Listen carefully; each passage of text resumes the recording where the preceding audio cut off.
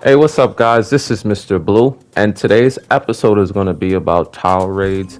Many players know how to play tower raids, some players don't, but for those who don't, this is basically going to be a guide for you for proper tower raid etiquette because I can see that some of you guys just be doing whatever. So, the first thing it's going to be is raiding, getting basically picking up tools, and that is key in this game. Without that, you won't even make it far. I'm just going to be honest with you. So whenever you see an item, a box, anything that you can pick up off the floor, pick it up. Unless it's coins, like if you don't, you don't have to pick up coins unless have a quota to reach in order to get points. But other than that, you want to pick up everything that you see. It's basically going to be the key to you making it through the tower raid. The next thing you're going to want to understand is the floor modifiers. So when I reached on this floor, it said 80% damage when health is 35% or less. So basically, when your health pool is basically under 35%, you'll be doing the most damage. You understand? It's like an instant buff that you get. So, and then there's going to be other floor modifiers. Basically, anything below the head basically takes 45% more damage in order to basically do damage or to take out. And there are a bunch of different ones, but before every floor, you're basically gonna have to pay attention to it and make sure that you read it correctly so that you understand how you can basically manipulate the game to your advantage. That's why it's good to know what each zombie does, because basically you can manipulate your way out of the situation. For example, there are the exploders. As you can see, both of them exploded in the fire. Now, if you're ever caught up in a situation where you're surrounded by zombies and you can't get out, and one of those explode next to you, you're basically out of there. You're free. You'll receive a little bit of damage, but it won't kill you. You understand? There's instances where it does kill you, but you have to be on really low health. But most of the times, it benefits me. So, it's good to know. One thing I do suggest if people are going to play tower raids is giving people enough time to loot before you run off to the next point. It's what's the point of just running off and just trying to do things by yourself when most likely you're gonna end up in trouble anyway. There's 4 people in the game, so the game basically ups the level. It's not like you're there by yourself, and you're gonna run into danger. So it just makes sense to wait for your partners. Just give them enough time to loot. Half the game is basically looting. If you're not looting, then you're losing. So I think that's one of the things that people can do to make the game better. And what the hell is all this gas? Another thing too, if I'm not in trouble, I mean the type of trouble where you see me surrounded and I'm stuck, do not throw an explosive and possibly kill me, because you're just gonna make things a lot worse. There are many players who would throw an explosive right in front of your face and just you're like, why would you do that? It made no sense. Also, there's players who do it just for one zombie. That doesn't make any sense whatsoever. There are certain situations and times where you can do it. If you have enough time to tell everybody to back up and you see a bunch of zombies just running towards you from a distance, you can hit them from a distance, back up, tell everybody to back up, giving them time to explode. What you also can do is you can throw a Molotov cocktail. One thing I noticed is when you throw a Molotov cocktail, all the zombies basically they freeze up.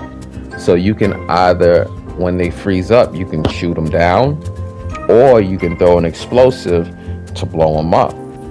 Either way works. So, you know what I mean? That's just one way to, like, defeat zombies that come in like hordes a lot easier.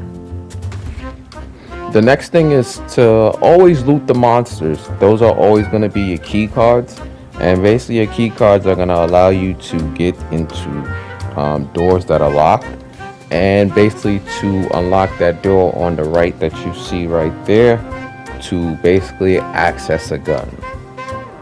That's where all the guns are going to be in the game. I've never encountered a gun in any other spot in the game. So it's very important if you want to get access to a gun. So, pay attention, loot that key card, because there's been times where I didn't loot the key card and other players were able to get in, but I was locked out. I didn't know if it was a glitch, but after a while, I saw the same thing just kept happening. So I'm like, okay, this must be the way the game is. If you don't loot the key card, then I think you're not able to get in that door. But if you have one, you can. In this game, fire is your friend. I'm gonna say that because to me, it seems to do very little damage even if you step in it. But it immobilizes the zombies and virals. So they're kind of like in quicksand and they're stuck. So you can kind of take them out a lot easily while taking very little damage. That's why if you ever burning up, you just take a regeneration booster, you step into the fire, you're able to do a lot of damage. It's also good for healing people and picking up people off the floor when they're dying. If you see like there's a horde of zombies surrounding a person, before you decide to put yourself in that danger, you throw a Molotov cocktail, you let the zombies burn up a little while, you rush towards the person, you help them up. Every time I've done that, I've been able to get out of the situation without dying. So fire is basically your best friend in this game. Be an arsonist. Always make sure you max out on your items. And what I mean by that is if you're picking up metal and all different types of stuff to make medicine and weapons, make sure that you basically use them. Don't just have it sitting there in your inventory and there's no use for it. Like, that makes no sense at all. If you want to make this game as easy as possible, then use every tool that's available to you. Trust me, it will help you. It will make the game a lot easier. This next one is for people with mics. If you have a horrible, trashy mic, you don't have a mic at all, you're trying to talk to your controller and it does this loud, squeaky, dial tone thing, stop it, please. It's annoying and it's the worst. Also, if somebody's streaming, you're messing up their stream. It's the most annoying thing you can do. If you want to use your mic, test your mic before the game starts. You just pop it in your mic and it's doing that screeching sound, messing up the stream. It's quite upsetting and it's annoying too, because other people might be recording as well, and you're just messing it up. There's also been people who would jump on the mic just to scream, and I'm like, what was the point? Really? You didn't jump on the mic to say anything important, but just to scream.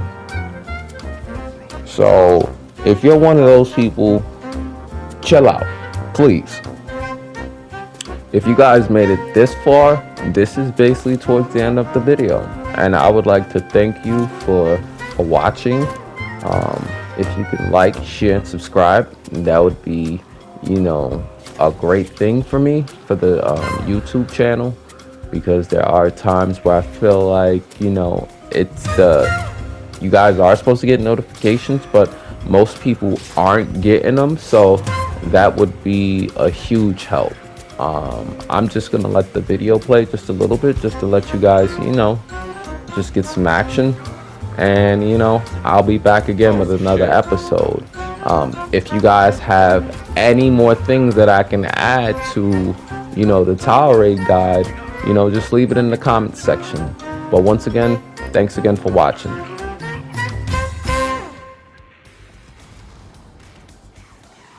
Patching up. Cover me.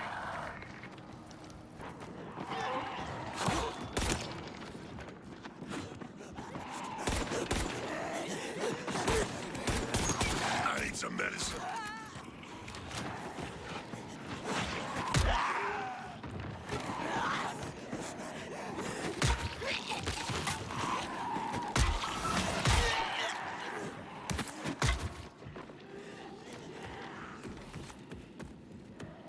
Heal it up.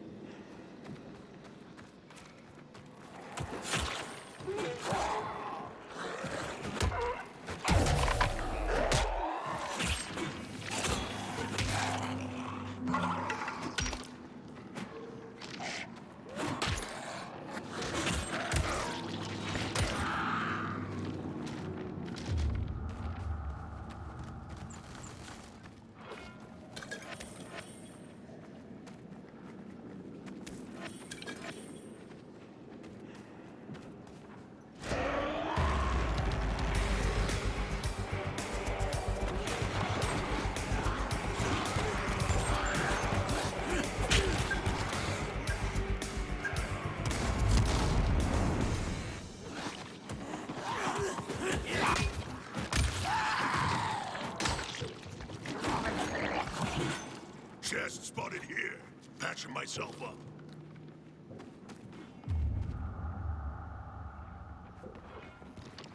Got a new player.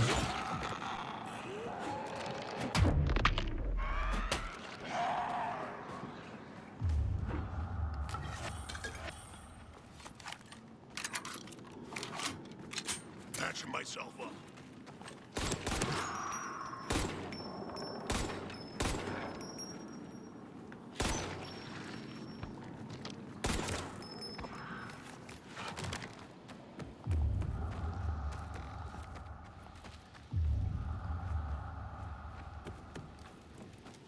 Fire in the hole.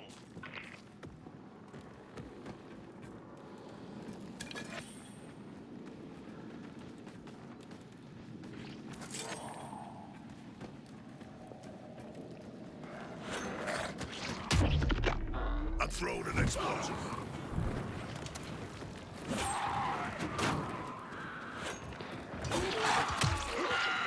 I'm throwing an explosion.